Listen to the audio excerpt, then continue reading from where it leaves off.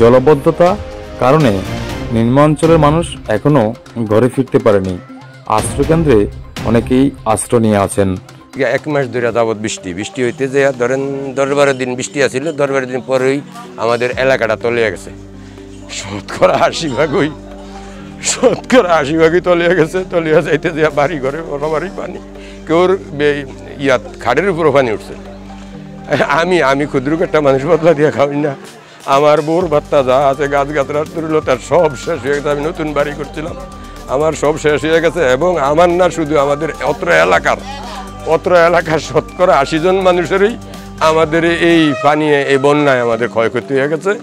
ক্ষয়ক্ষতি হইতে দেওয়া যাও কাজগা সরমনের তরফ থেকে কিছু পান বিতরণ আইলো। যেই পান বিতরণটা আইছে আমি এলাকার দেখা যারা একদম নিরীহ কোনো রকমের অসুবিধা বিলিয়া খাইতে পারে না, তার জন্য আমরা সহযোগিতা করে একটু হেল্প করতে আসি।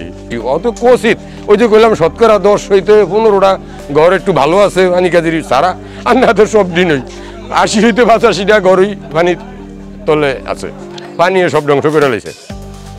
ইয়াতে পানি নামতে আছে না, আমরা ইয়াতে কি জানি কয় ওই কৃষি অফিস পর্যন্ত আমরা গেছি, গিয়া বলছি একটু পানি নামার একটু ব্যবস্থা করেন। ওনারা খুবই চেষ্টা করতে আছে এবং সেনাবাহিনীরও পানি নামানোর খুব চেষ্টা করতে আছে। নামতে আছে না, সবাই চেষ্টা করতে আছে পানি নামার জন্য।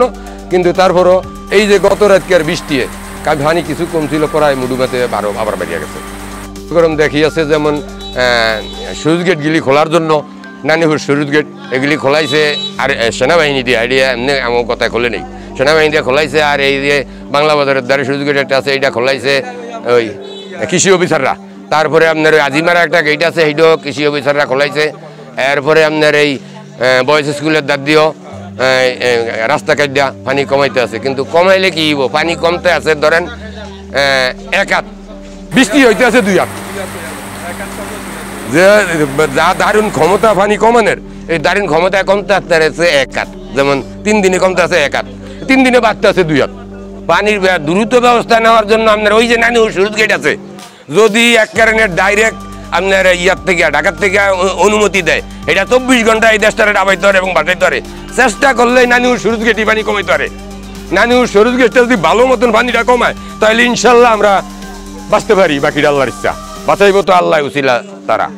তবে নানিপুর সুইচ গেটের একটু সবাই মিললে একটু কল্পনা নিলেই কিন্তু পানিটা কমান যায়। খালগুলোও প্রতিবন্ধ আছে। আজ অনেক বছরের ভিতরে, এই যে 15-16 বছর একটা খালের ভিতরেও মানে কচুরিও ভালো না, মাটিকে ঢুকিয়ে থাক খালে আর এই জমিনে পড়াই লেভেল হয়ে গেছে, সমান হয়ে গেছে। আমিও একজন কৃষক, আমিও ক্ষুদ্র একজন কৃষক, কিন্তু আমিও শেষ, আমারও কিছু নাই। মানে জ্বালাতে সব শেষ হয়েছে, কিন্তু বোর বাতি যা আছে বাড়িঘর সবই শেষ। এখনো আমার 1 কোমর পানি আছে আমার বাড়ির ভিতরে। আমার নতুন বাড়ি করছিলাম বোট টুন নিয়ে গাছ গাছরা নিয়ে একবারে আমি অধপথে শেষ। আমার বিখ্যাত থাল হাতে লইতে যা পরিস্থিতি দাঁড়িয়ে গেছে, এছাড়া আর কিছু দেই নাই। বাকিটা যদি আল্লাহ আমার দিকে রহমত করে তাই রহমত দিব, এছাড়া আর কোনো রহমত আমি দেই নাই।